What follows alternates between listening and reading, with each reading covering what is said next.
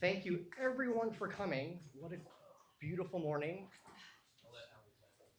A little bit of housekeeping before we get started. A few people had asked about getting signed up for PEIA urgent alerts as well as intervention group. Look out for an email from me the next day or two. They'll come out to you, so just be aware of that. And then thank you to everyone who made monetary contributions. There are some jars in the back, or you can also donate via Zelle or Venmo or PayPal. So and we have QR codes for you here, and we'll show it at the end too. I am really, really excited today. This has been like a year and a half in the making, so I hope you guys are excited too. We get to put on our glasses and kind of go back to science camp. Did you guys go to science camp? Yeah. Only one. Okay, you guys are awesome. I'm not alone. And I imagine you guys are really curious about this topic. So just FYI, on our website, we have links to our YouTube page as well as our photo album. If you remember last year, we had Mitchell Schwartzer, who wrote Hellatown, who talks a lot about Oakland history. So there's a YouTube video on our page about that. And then there's also a bunch of old documents on the photo album that go into history of the area, history of our neighborhood. And there's a cool little mini book on there called the Skyline of Yesteryear. So it talks about kind of this little region that we have, our little nook, and all the history behind it.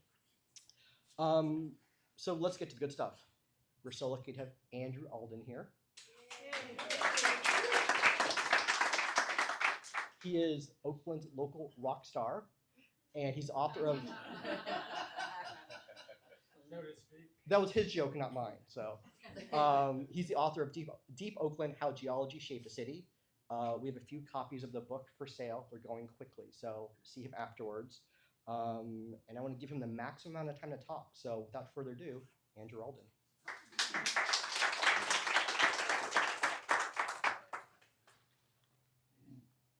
Hi, everybody.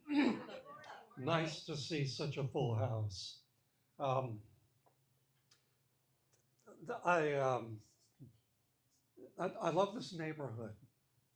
It's a very special neighborhood. And why is that?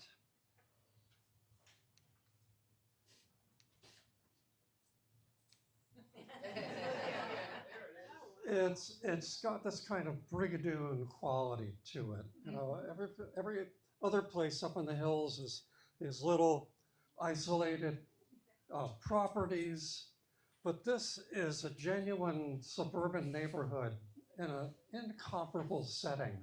I was raised in places like this, you know, but all the new houses were the same. The generations moved in and grew up together.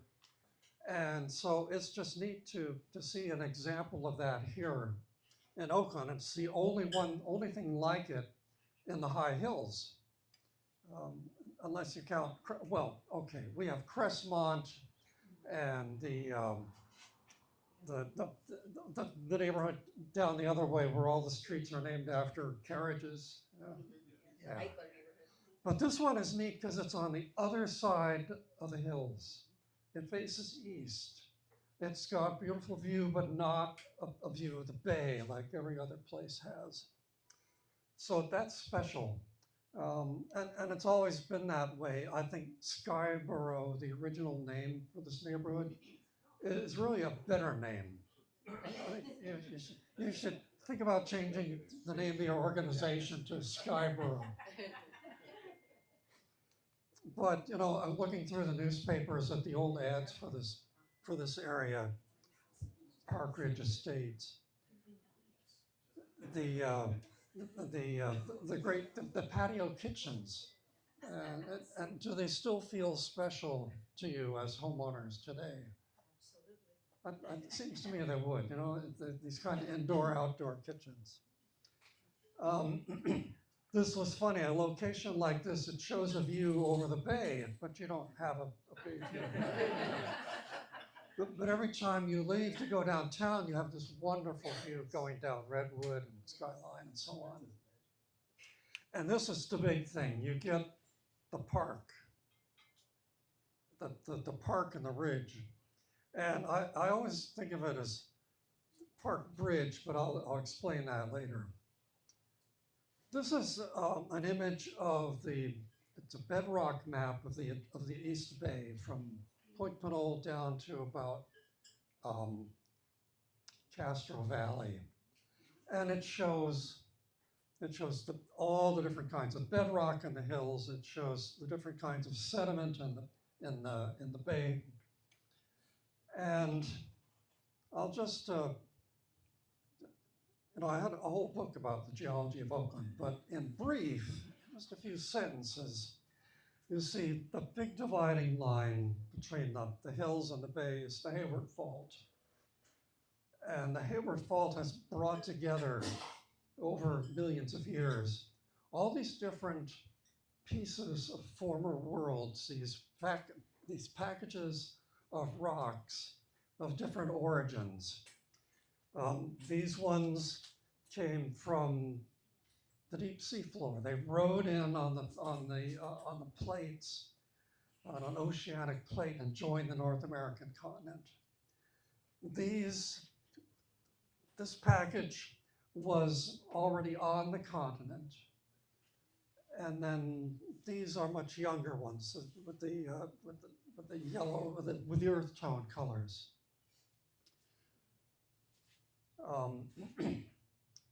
Together, they describe the change in California over the last 150 million years from a classic subduction zone, the same kind we have off of South America today on the Pacific side, where you've got a big oceanic plate riding into the continent, plunging underneath it, and giving rise to a range of volcanoes and folded mountain belts. California used to be just like that, but then an accident of plate tectonics made that change. And we began sideways motion on faults like the Hayward Fault, the San Andreas Fault, the Concord Fault, the San Gregorio Fault, a whole system of them that created the Coast Range by dismantling that old subduction zone. So for a geologist, it was a wonderful training ground and a puzzle for many years that was the key to the structure of subduction zones. It's a textbook, what can I say? It's kind of a pilgrimage destination for geologists of the whole world come to California. And to me, Oakland kind of has got it all in one city. And that's what gave rise to Deep Oakland, especially when I learned more about the human history of the city and how the different sets of people who lived in this landscape, how they saw it, how they used it, how they lived in it, how they ignored it, how it got back at them, the whole interactive history of humans and their geology. This is the region that I'll be blowing up and looking at in more detail. This is your neighborhood.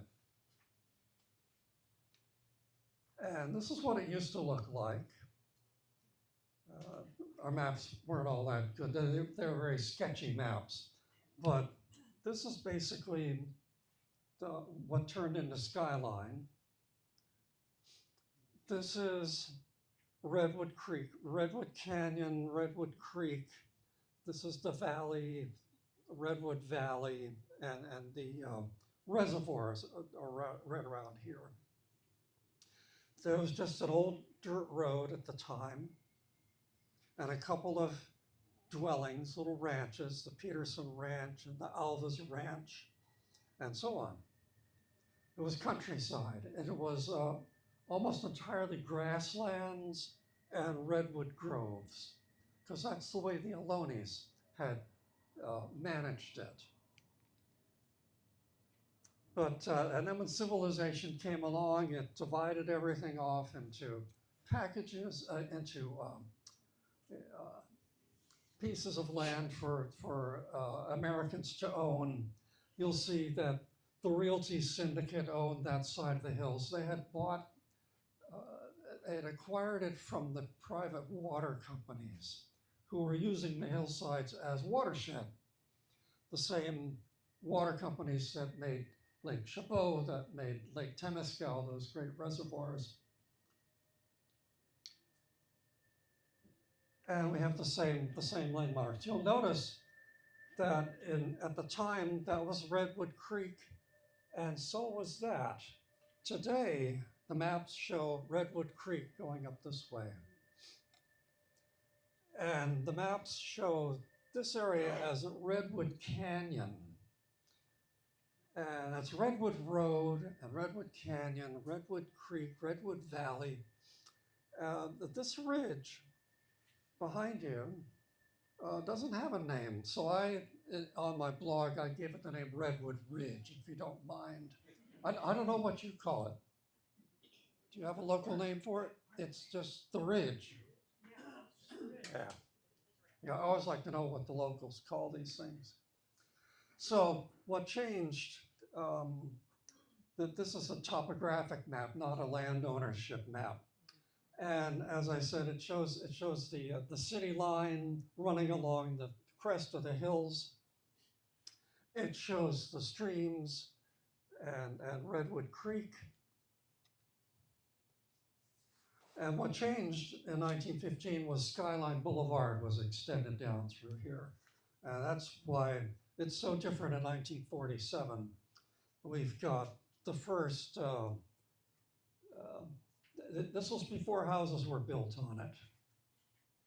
You can see there were still people living out in the redwoods. They don't anymore because now it's part of the regional park.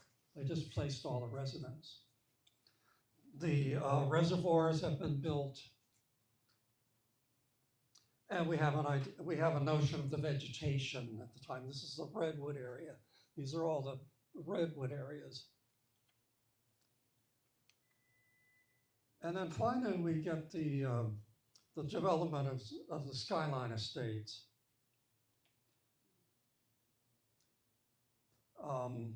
At that point, this area ownership had changed from the water company to its successor, which was East Bay Mud, which was formed in 1923. And then when East Bay Mud arranged for a water supply from the Sierra Nevada, all of its watershed lands here became surplus. They didn't need the watershed anymore. And that's when the East Bay Regional Parks District formed. And so they acquired a whole bunch of that old watershed land.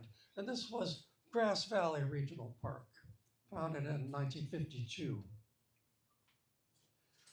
If you look closely, you'll see what's today's McDonald Trail, and it's called an equestrian trail.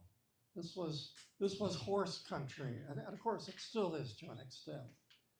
And if you want to talk about the horse country up here, you should get Amelia Marshall up here to talk about. She wrote a book called East Bay Hills, and she's an expert. She's a horsewoman. She's all the history of the families who used to farm here and so on. So that's my plug for Amelia Marshall. And then today we've got, here you are. It really stands out, the pattern of this neighborhood compared to what's around it. And the name of the park has changed. St. Anthony Chabot. The McDonald Trail is no longer called an equestrian trail, although I do see hoof prints there, so people are still riding there. And of course, the city stables are here, so it's still horse country. Okay, and now for the geology, and we're gonna turn the map on its side to make it easier to view. And of course, this is what the park shows, and we'll look more closely at these trails later on. But it shows couple interesting things. Here's a stream. This is Grass Valley Creek, and this is a stream that doesn't have a name, but it runs parallel with Old Redwood Creek, Upper Redwood Creek. And the reason it does,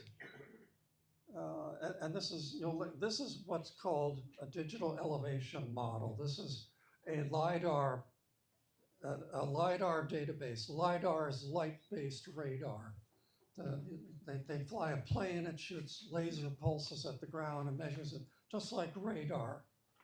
And then convert it into an image. You could remove all the houses, you could remove all the trees, and geologists love these things. They're kind of new in the last 20 years. They have literally revolutionized geology all over again.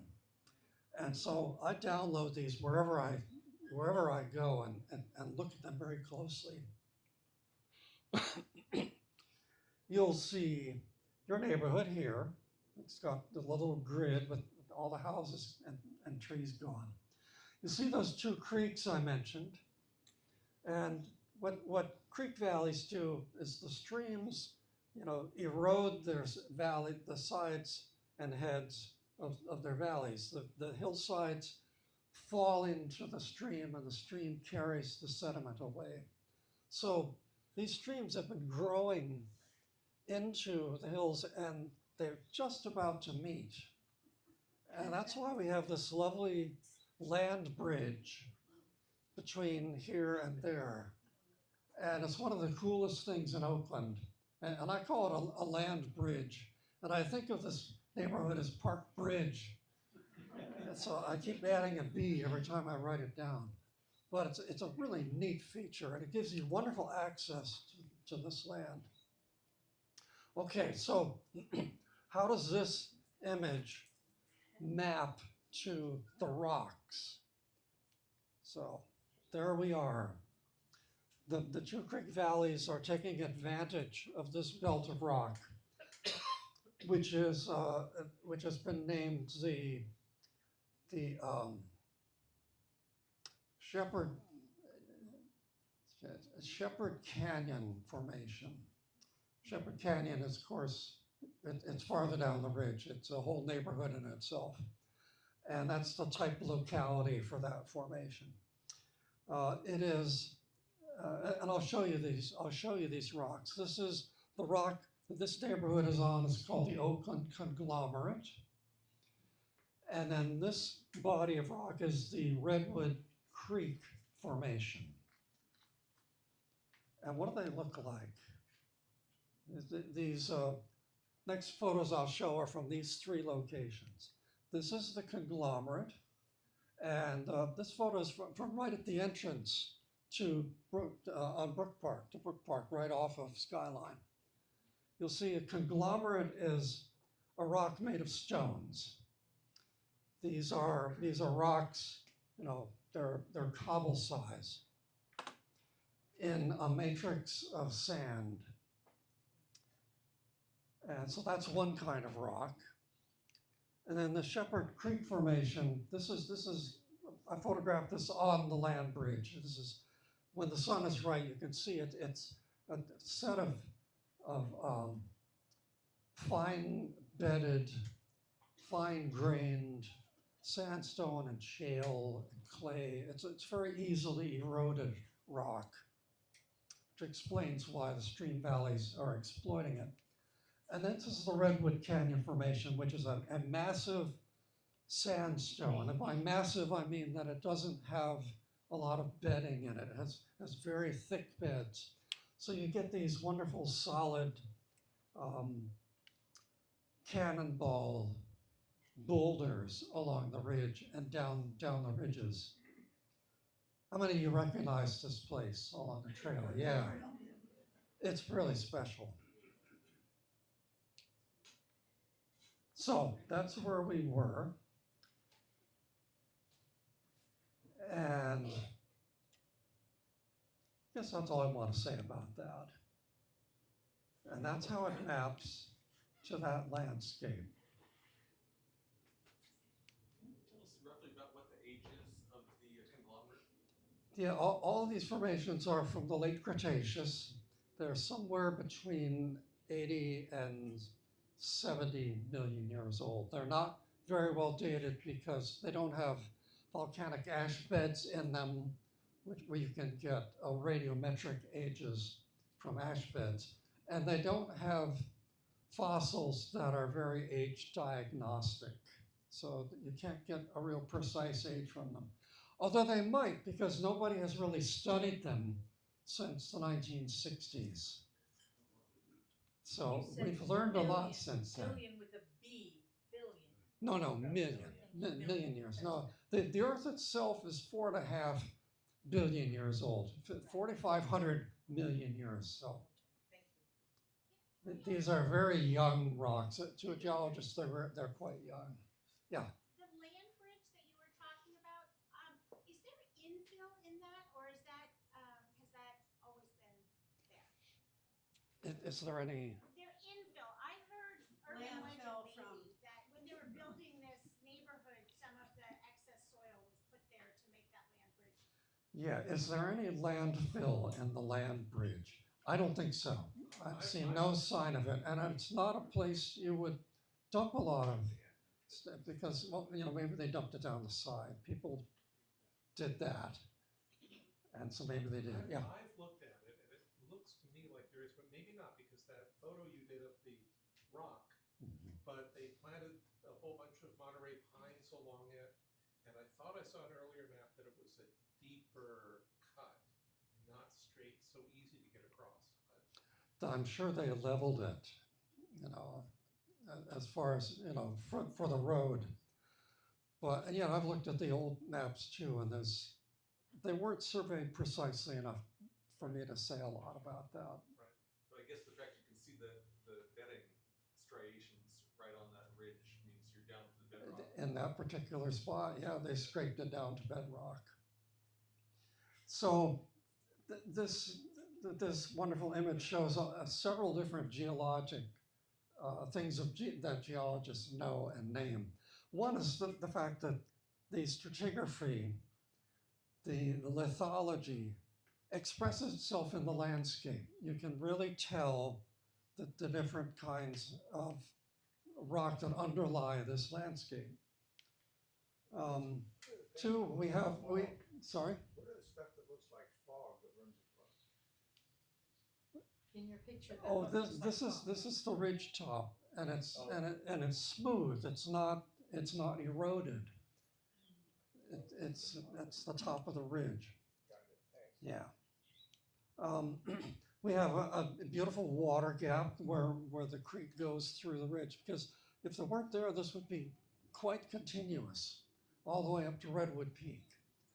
But you know, the stream is just cutting right across it, and that's a water gap, and that arises because the hills were uplifted while the stream was already there. And so the stream kept cutting down. Every time an earthquake lifted it a few feet, the water would gather behind it and then punch through. So it was always cutting down as the land rose around it. And Oakland has especially the high hills, have a lot of water gaps in them. On the other side, on the bay side, Diamond Canyon is a beautiful water gap. And I've got a whole, I've got blog posts about it, and I mention it in the book. We have headward erosion, which I described. That's what streams do. And yeah, you know, maybe this part here looks like it was shaped a bit, but it's really, I find it hard to believe they did a lot of modification of that to make that land bridge. Okay, I'm going to zoom in on that image. This is the south side, and you'll see there's the McDonald Trail. You'll also see this is Brittleleaf Trail, which is one of my very favorite places in all of Oakland. I like to go down there in winter when the manzanitas are blooming and the bees are all overwintering there. Manzanitas are what keep bees alive all winter, and it's just, you sit there and it's the hum all around you. I hope you all do that too. It's just an amazing place. But you know, there's other things that stand out to me. We have this little lineament. I don't know what it is. There's no formal trail there. We have brittle leaf trail there.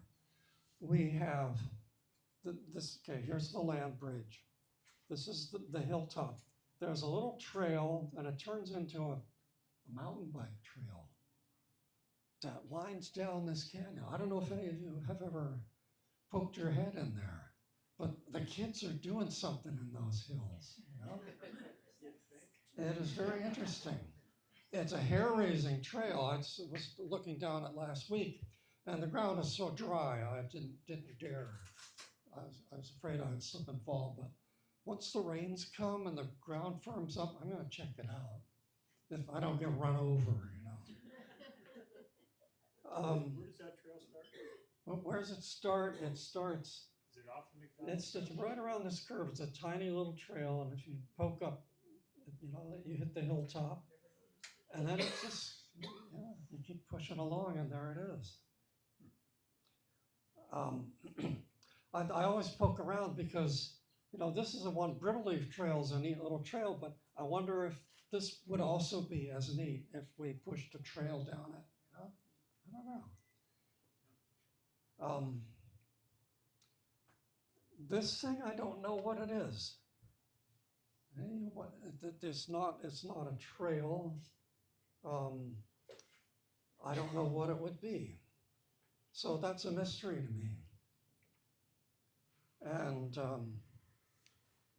so these are the trails I mentioned. That's where it goes somewhere down there. And Brittle Leaf Trail actually continues past, you know, there's a bench there.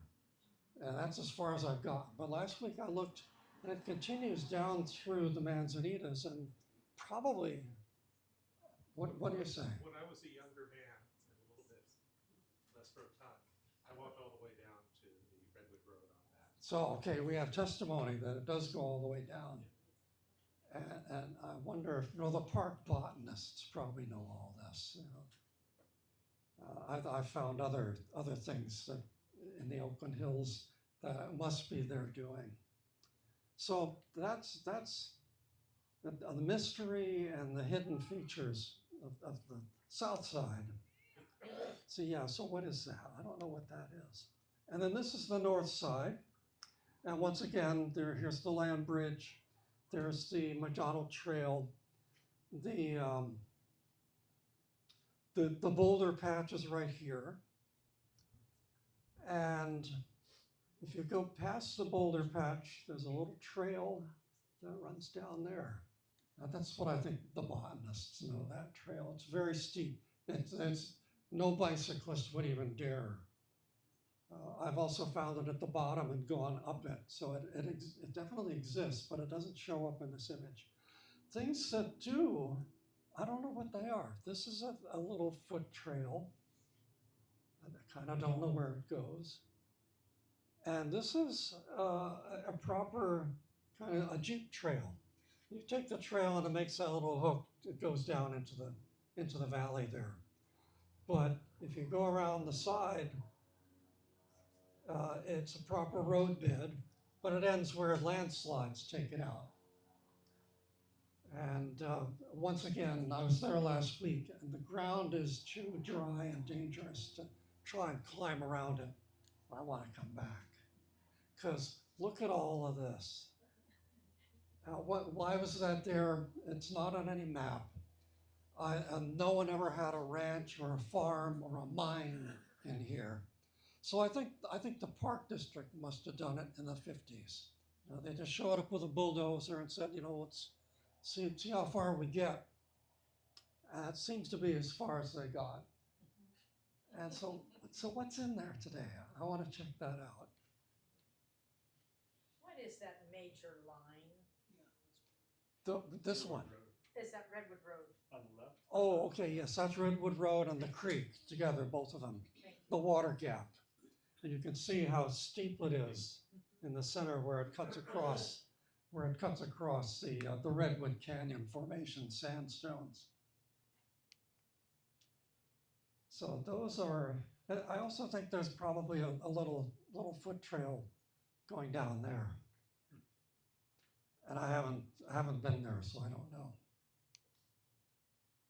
And then there's trails that don't show up in the image at all, but they show up in the satellite image, like this thing runs through the chaparral. You see it, you know, when you're standing here, you can see it.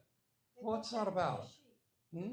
For when the goats come to do the eating of the grass in the spring, so over the last.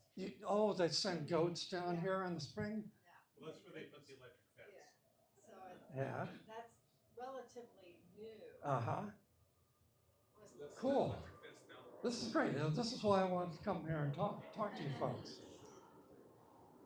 And there's some more on the other side, you know, down at the bottom of the chaparral. So that explains those. Very cool. So those are basically my topics. And as I said, I really think you ought to name your organization Skyborough Improvement Association. Yeah, this is a kind of an extra slide. You saw the geologic map. You saw the stripes of the different rock types and so on. This is a cross section, and it actually is pretty much right through here. And you can see this is skyline is up here, and here's your neighborhood. This is the valley, and then this is the Redwood Ridge. The creek goes here, the reservoir is here. You can see all these rocks are folded. They've been squeezed together and folded, and most of them are oriented almost upright, whereas, you know, rocks begin flat because rocks are made by sediment settling down on flat places. So that explains why all the rocks here are tilted up, because the Hayward Fault and the San Andreas Fault and so on, they've moved land north and south, but they've also been a bit of squeezing across it, which is what accounts for the Coast Range, which has been built only in the last few million years. It's quite really, really young. What's in the white spots, all the white spots below all the rocks? That's unknown, you know. This is simply, it's a geometric exercise that geologists do. All they see is the surface, you know, unless you do a lot of drilling. You say, well, the rocks are oriented this way. If we continue them, well, we can see, you know, it's an exercise in visualization. So we're going west, east, and the west. Yeah, west and east, yeah. Mm-hmm. And we're getting older as we're going east. Sort of. Actually, these are the old rocks. These are the young rocks. And no, you can't make sense of it. Okay. It's not a sensible story. Sorry about that. Is the Yeah. Chabot Fault part of the Hayward Fault system? The Chabot Fault. Well, the Chabot Fault is there because the rocks are so different on either side. There must be a fault there. And it runs through the hills, but it's not active. There are no earthquakes on it at all. It could be that it used to be part of the Hayward Fault, because faults look like a straight line today, but they're always changing. There are parts of the Hayward Fault that have moved a lot, and parts of the Hayward Fault that have only moved a little. So somehow they keep changing partners with the faults around them. And that's kind of the cutting edge of tectonics. We still don't know how that works yet. Yeah. What does the geology of this neighborhood tell you about how it would respond to an earthquake if it happened? Yeah, what would happen in an earthquake up here? Well, this is good solid rock. And beyond that, I'm not licensed to practice geology, so you should not take action based on what I say, except to learn more. You know, if you really care to, you can hire a professional geologist, give you a professional opinion. But in my educated opinion, this is good rock. If you're not on a steep slope, and this whole neighborhood is on pretty level ground, you know. It's not going to give way afterwards. I will tell you, the next big earthquake happens up here, you'll be, all the hillsides behind you will have landslides. There'll be dust everywhere. Because there are no houses, power lines, infrastructure below, probably there'll be no fires coming up from below. Now, wildfire is a different thing, but earthquake, fire, no. I think this is a good, safe neighborhood to be in during and immediately after an earthquake. Now, trying to get out of here afterwards, that's a whole different thing, but I'm sure you realize that. And in your own preparation, you want to have a lot of supplies so you can hunker down for weeks, probably, after the maximum earthquake up here. Does that reassure you? I would say, yes, thank you. Yeah. Yeah. Excuse me? Yeah. So I have one question. I'm a landscaper in the area, and I've seen all sorts of different rock formations and soil, and like one at the end going that way towards the horse stables. When I was digging pretty deep, like 4 or 5 feet deep, what seems to be some of the original area before they flattened it, I thought they were river rocks, but when I dropped one of them, they're giant geodes. They're all crystals on the inside, like a solid clear crystal, but it looks I'm like sorry you didn't bring any.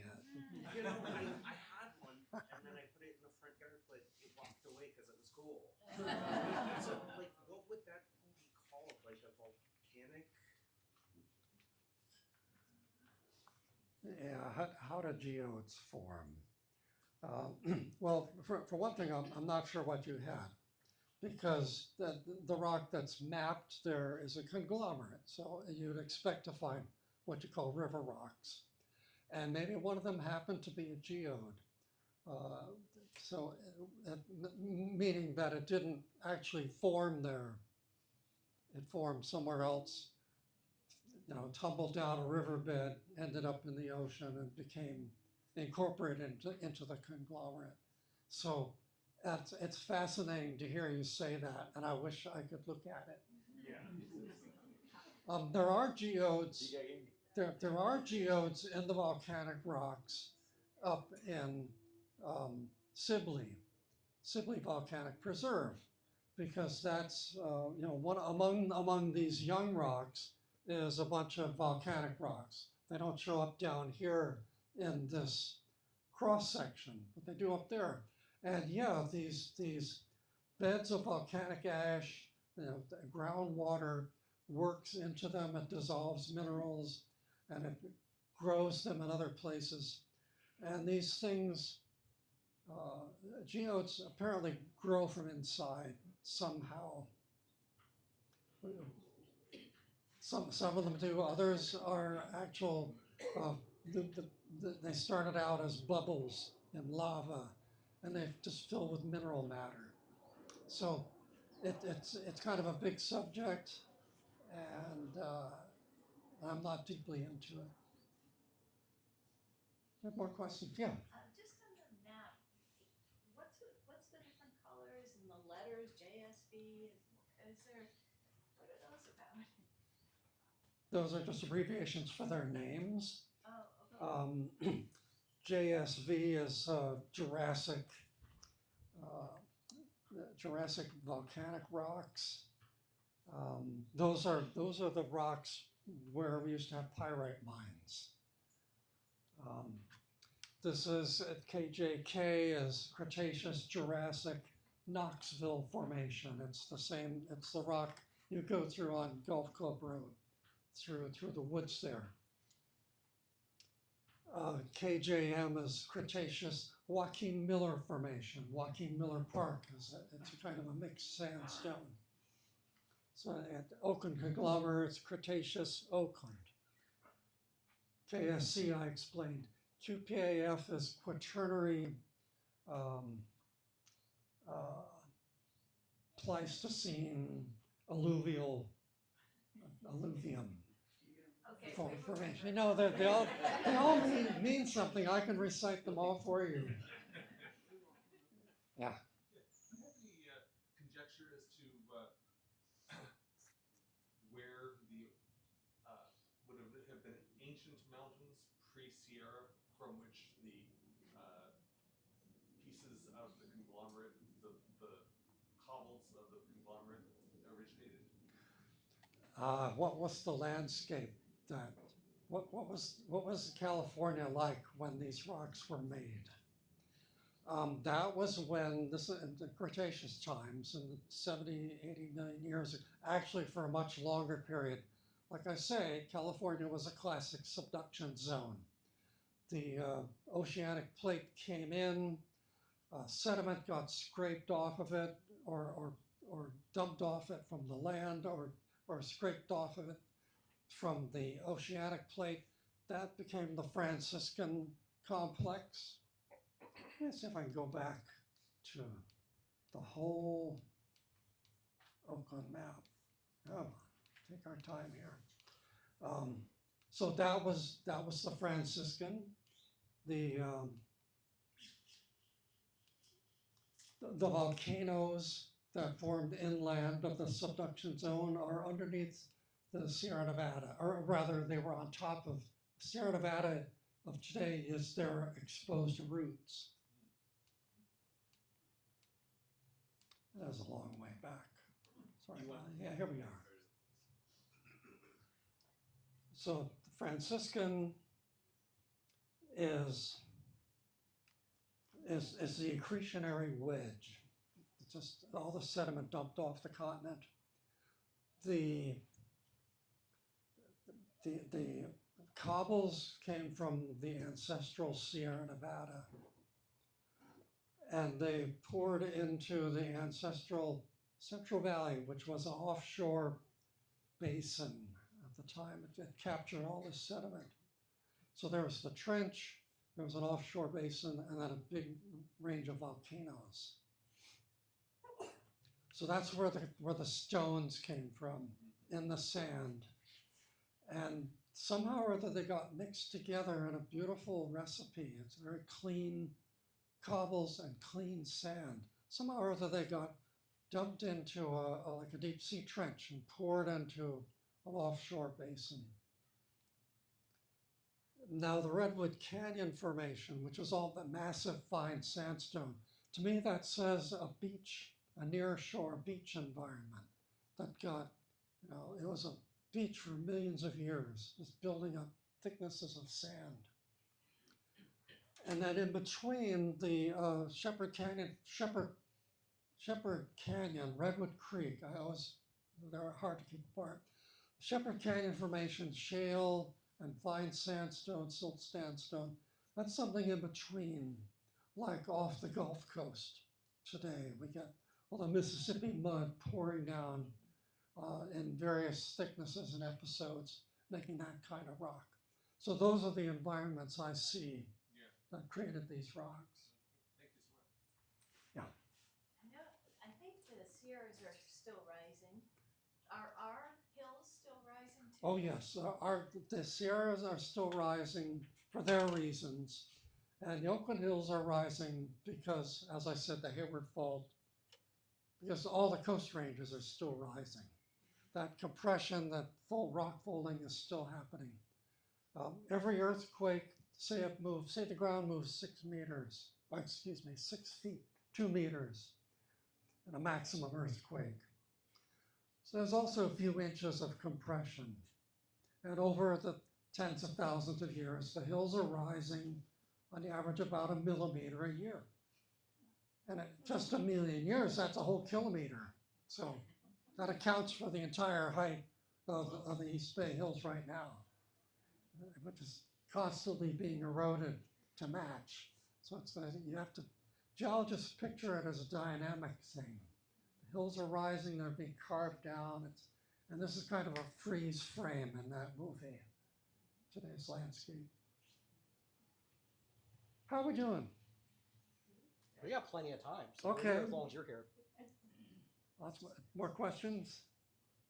Yeah. You haven't mentioned the serpentine formations that are just right down the road. The serpentine, yes. The serpentine, and where is that on the map? That's the purple bits. The purple bits, the purple bits and the volcanic bits.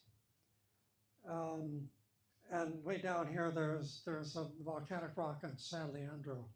All of those are part of a piece of the oceanic plate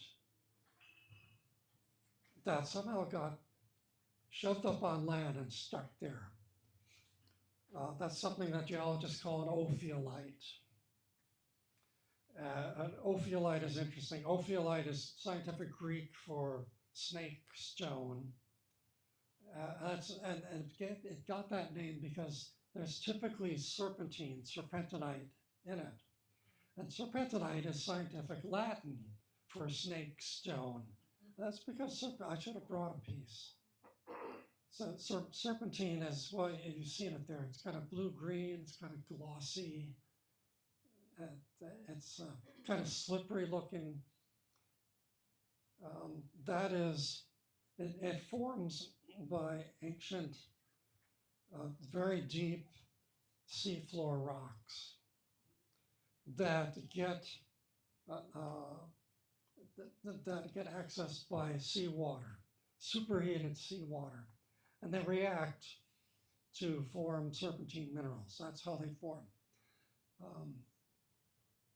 Serpentine prairie is kind of neat. It's the Coast Range ophiolite extends almost the whole length of the Coast Range, from down near San Luis Obispo all the way up almost to Redding. And so it's neat to have a piece of it here.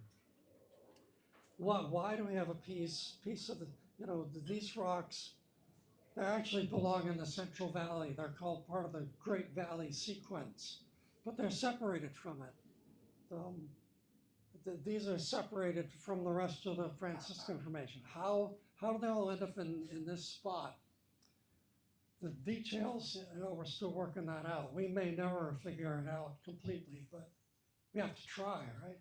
That's what geologists are doing. Yeah.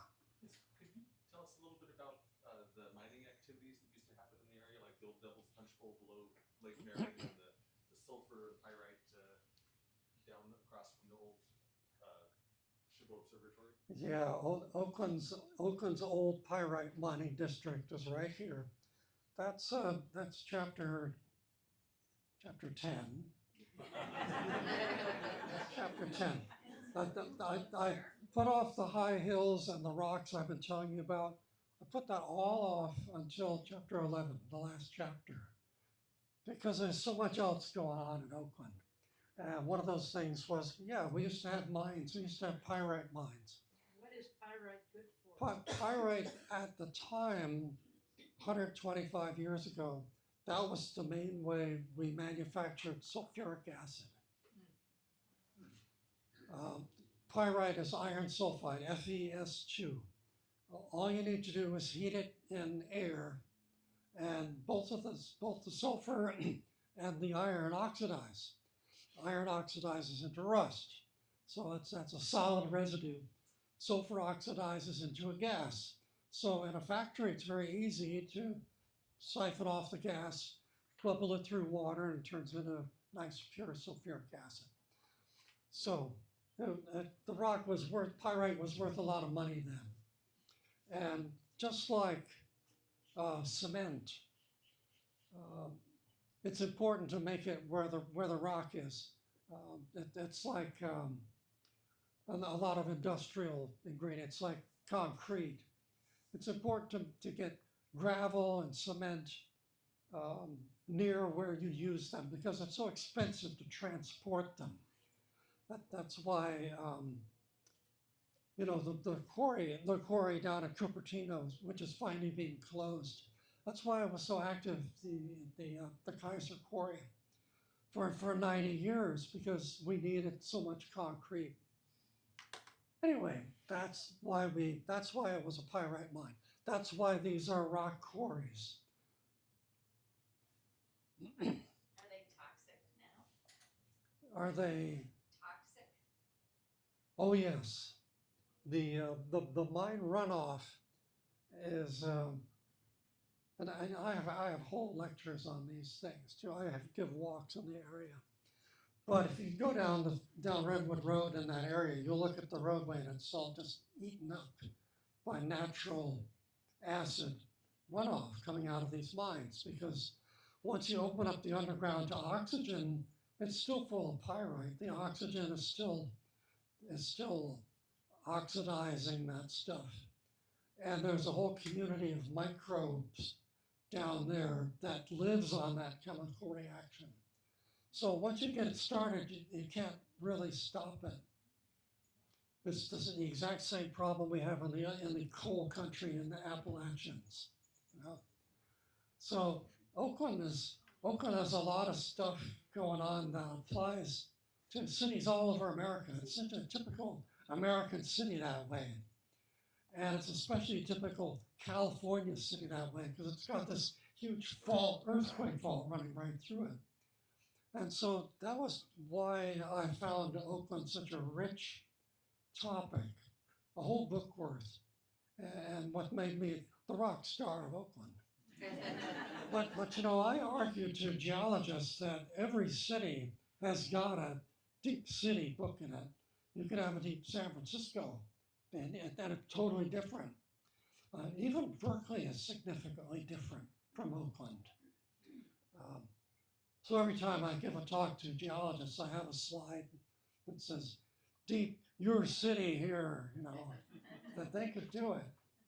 But I think Oakland is the best. I argue in the book that Oakland has more variety in its rocks than any other city in America. You know, if you were a kid starting out with a rock collection, you want shale, you want sandstone, you want basalt, you want granite. You can find it in Oakland. You can get a bigger collection in Oakland than any other city in America. That's without going to Berkeley. So anyway, that's the end of my remarks. But any more questions? You know? Yeah. You talked about the volcano, the Sibley and all that. So when did it last go off, and would it be going off, or is it a dead one? It's long dead. The volcano at Sibley is long dead. On the map, it is right here. That's Sibley. This is all volcanic rock.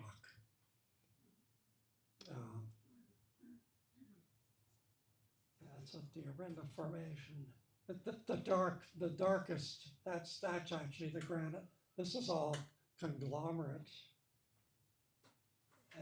So anyway, yeah, it last erupted about 9 million years ago.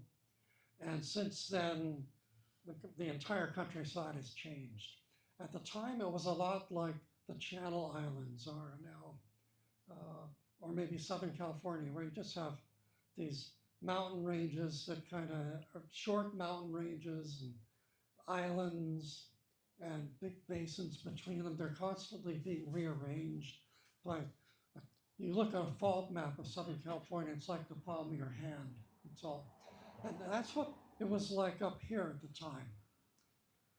And since then, it's all gotten stretched sideways and tipped on its side. And so if you go up there and look around at the volcanic rocks, they're all tilted, you know, they're all tilted today. It's a neat place. And it's kind of hard to understand, but there's a lot of interpretive signage up there, thanks to Steve Edwards, who was in charge up there for many, many years. We also have rock quarries up there. That's the other reason it's preserved today, because you make a quarry, and once you're done with it, it's not good for much else. You know, old quarries are a problem. We've got old quarries right down in Oakland, down in the city of Piedmont. City of Piedmont, which is chapter 5, is City of Piedmont originated as a rock quarry district. And so then when they became a wealthy enclave in 1907, quarries shut down very, very soon after that. and then all the real estate ads that were bragged about how quiet it was up there. You know. But one of the quarries is in Diamond Canyon. That's where the Lutheran Church is now, on Park Boulevard. Another of the quarries is now the Davy Tennis Stadium. And then the third quarry over here is Dracena Park. You go in there and it's this huge bowl with rock walls. And it's beautiful, but it's also kind of dangerous. And another major quarry is here. That's at the 51st and Broadway, that big shopping center there. It's in an old quarry. But they were empty for 30, 40, 50 years, even 100 years, you know. And so that was the same with the Leona, the Leona quarry, the Leona Heights quarry, where the Devil's Punch Bowl was, and where Merritt College is now. That was basically, it was good hard rock. All of our quarries made crushed rock. They didn't cut. It was not like Vermont. It was not like the Sierra, which made the white granite of City Hall, the white granite of a bunch of buildings at UC Berkeley, and none of that was in Oakland. The only local rock you'll see in all of Oakland is at the Unitarian Church.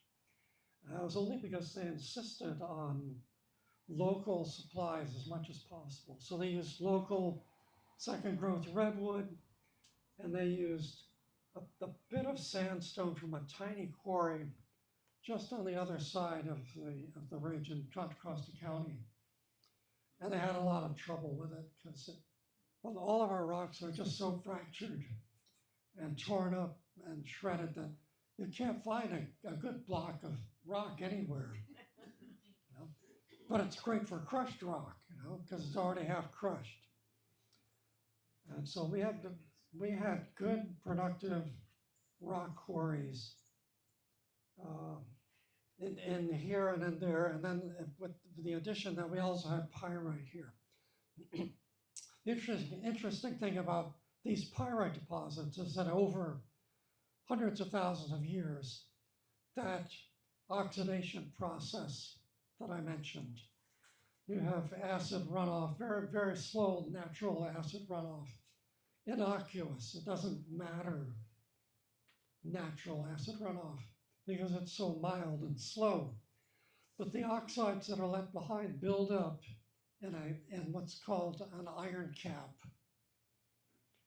A cap of deposits of natural iron oxyhydroxides. That is to say, ochre, earth tones, earth pigments. If any of you artists out there know about earth pigments, you've got sienna, you've got ochre, you've got umber. These are all natural iron oxides. There was a deposit of them that the Ohlonies used to mine. And they mined it because they used ochre for body paint, for insect repellent, for burying bodies, and for trading purposes, because no one else in the entire Bay Area had any ochre deposits. So the Ohlonies who lived here they're kind of the upper middle class of the tribes, that they were wealthy in trade. They didn't have to work, the only thing they had to work hard at was making sure they had a nice supply of ochre to trade during trading season, to get nice abalone beads from the coastal tribes, to get finished obsidian arrowheads and spear points from the Napa Valley tribes, and to get salt from the South Bay tribes. It's a nice commercial arrangement. Oakland has always been a center of commerce, even in the Ohlone days. The Spanish, maybe not so, the Spanish and Mexicans, maybe not so much. They left the redwoods alone. They just had cattle lands all up and down the East Bay. And that was their fault because they didn't learn anything from the Ohlonies. They just captured them all and tried to turn them into good Catholic Mexicans. That was their motive. They wanted to save their souls and turn them into good gente de razón, people of reason, just like they had in Mexico. And it didn't work up here. So the Spanish, they weren't really aware of the wealth of this land. To them, it was very wealthy meadows. The Americans showed up and they said, well, we all struck out during the gold rush, like so many Americans did. And when they did, they came back here and said, well, what do I already know how to do? And so that's what you do in Gold Rush, California. The farmers got into farming. The brick makers got into making bricks from the clay deposits. That's a whole story. The people who knew about building got into building. People who knew about rock quarries did all the same. They discovered what a wealthy country this was. The virgin soil made Alameda County the leading wealthiest county in the state for many years. It was the leading wine growing country until phylloxera. And at that point, Napa took over, but the Bay Area vineyards were the best in California. Oakland was also wealthy in groundwater. I talked about the water companies. We think of the water companies as surface reservoirs. We think of them as Lake Chabot. We think of them as Lake Temescal. But in fact, those water companies got most of their water from drilled wells, which produced millions of gallons a day. There's a major well field down at where the Coliseum is today. There are major well fields in Alameda. So, and that's a chapter 3. And chapter 1 is about the Hayward Fault, because everything, the entire landscape, everything about Oakland depends on the Hayward Fault. Chapter 2 is about Lake Merritt, and it's got a special story that's linked to this piece of land. And to tell that story takes all 6 of the first 11 chapters. After that, I go into the land use, I go into the shoreline, I go into the mining area, and I get into the hardcore geology. I talk about up in the hills in Sibley, where you can start to see rocks and landscape the way geologists do. And then 10 about the mining area, and 11 we finally get to what I've been talking about today, the hills. And I didn't have room to talk about Skyborough, so I'm happy to do all that for you here today, this morning. And thank you for having me.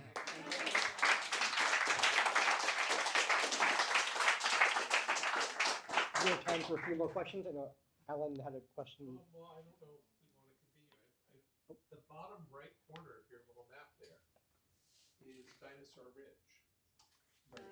right corner. Bottom right corner.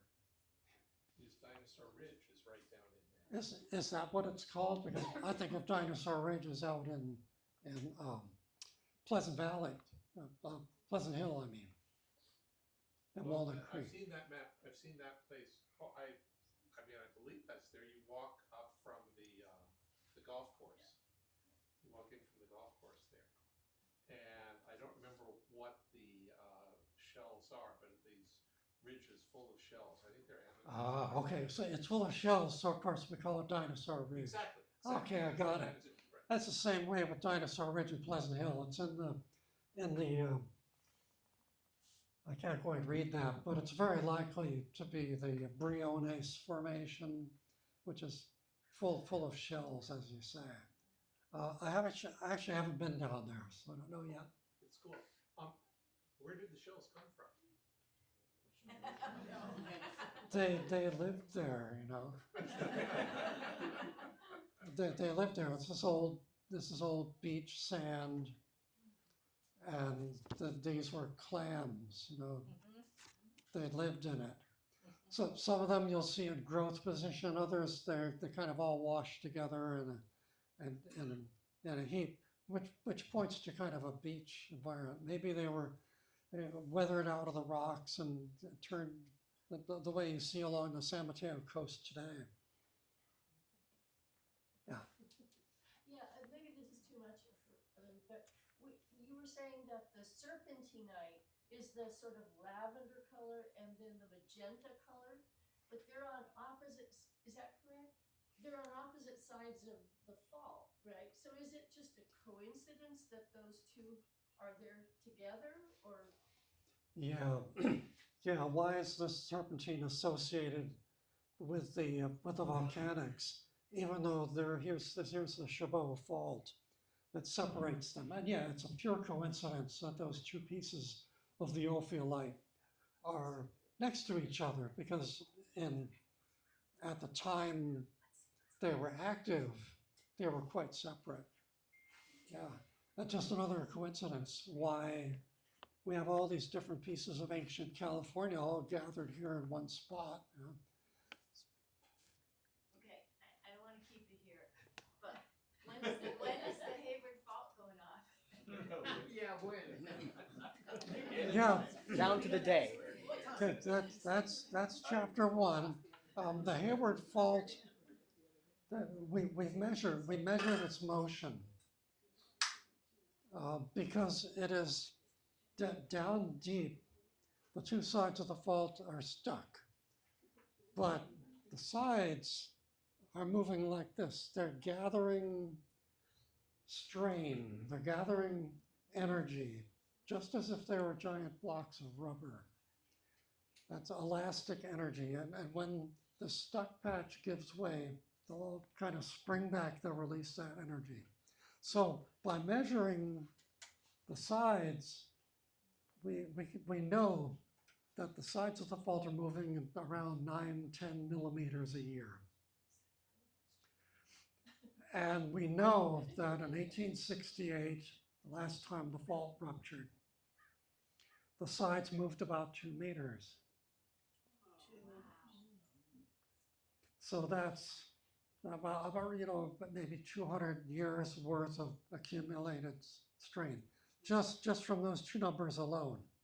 Now we've also done trenching studies across the fault. You dig a trench across it, just like a surgical incision, you know, and you look at the traces of the past earthquakes. You'll see a crack in the ground. You'll see, you know, a stratum where things changed. And if you find bits of charcoal there, you can date them. That's how you can date old earthquakes. And so with a lot of work up and down the Hayward Fault, we've pieced together the last 2,000 years worth of large groundbreaking faults on the Hayward Fault. And there have been about 12 of them in the last 2,000 years. And when they work it out, it's an average of once every 165 years, plus or minus a huge range. They've been anywhere from 100 years apart to 250 years apart. And that's all we know. That's all we know. It's kind of, we have the statistics of small numbers. So when people say, oh, it's an average of this exact average, and it's been exactly that many years, we must be overdue. And seismologists never use that. That's the O word. Faults are not overdue. They're not like the bus.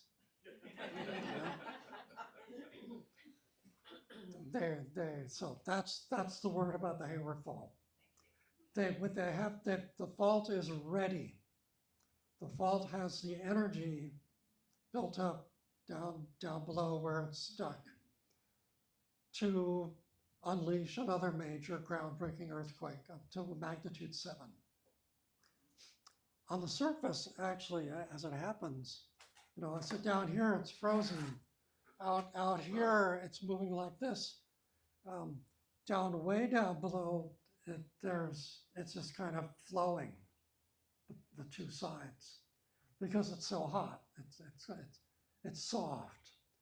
And at the surface, on the last couple of kilometers, the sides are not stuck. They're not being held together strongly enough to build up strain. So on the surface, they're also moving. And that's what fault creep is. That's what's affecting the neighborhoods along the fault today.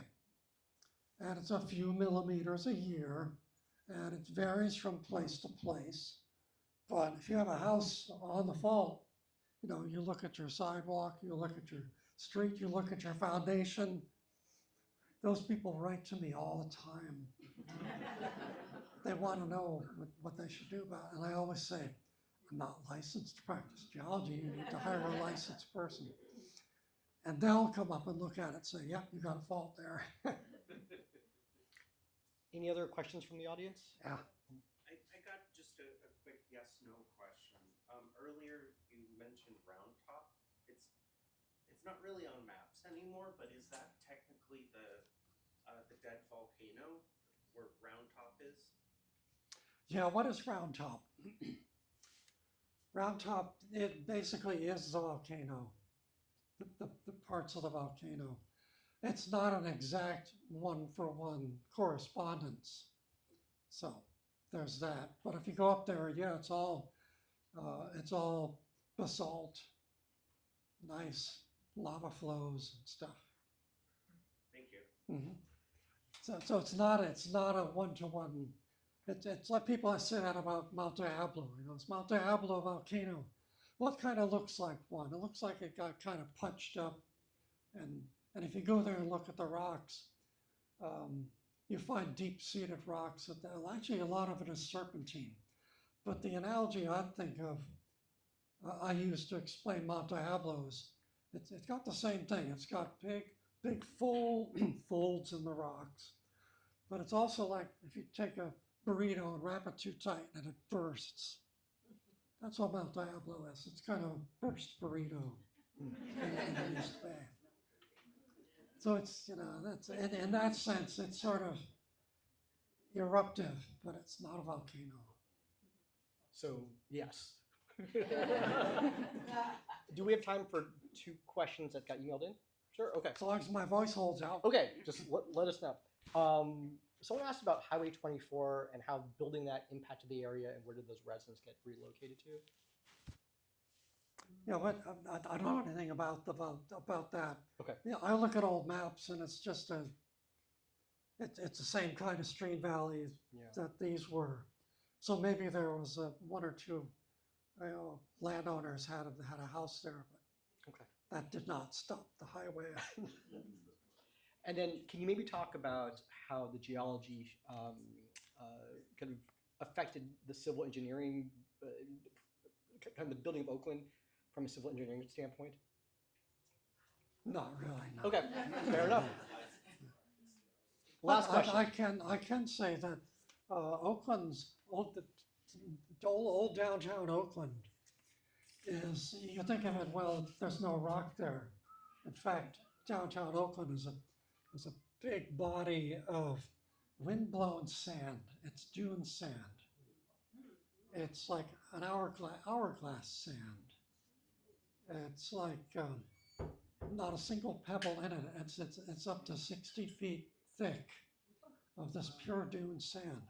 But because it's pure, it doesn't have big veins of water saturated gravel in it.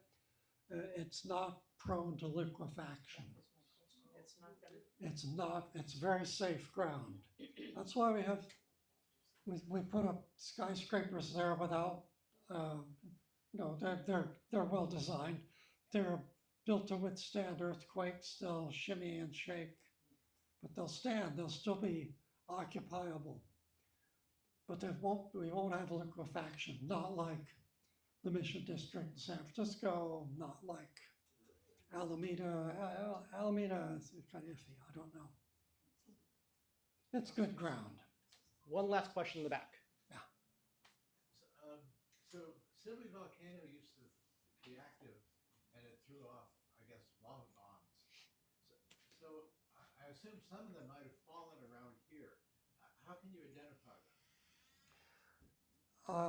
You would think so. You think there would be ash beds from it that are preserved in other rocks. And that may well be, and I don't happen to know offhand, although I do have, there are papers that are very, we have a lot of knowledge of young ash beds because they have allowed us to reconstruct the East Bay. So there should be some around, but I don't happen to know. There should be some. Now, they could be as far away as Marin County because all the land has been rearranged since 9 million years ago. They could be up in Sonoma. They could be, down the other way too. Or they could have been uplifted and eroded away and disappeared completely. Don't know yet. That's what geologists keep checking out. There was a famous speech that some senator gave, and he said, when the last bell tolls and Gabriel sounds his trumpet and the end of the world has come, there will still be some geologists pecking away at some little problem in the rocks, and some paleontologists will still be comparing fossils in different places. And it's true. That's true. The work will never end.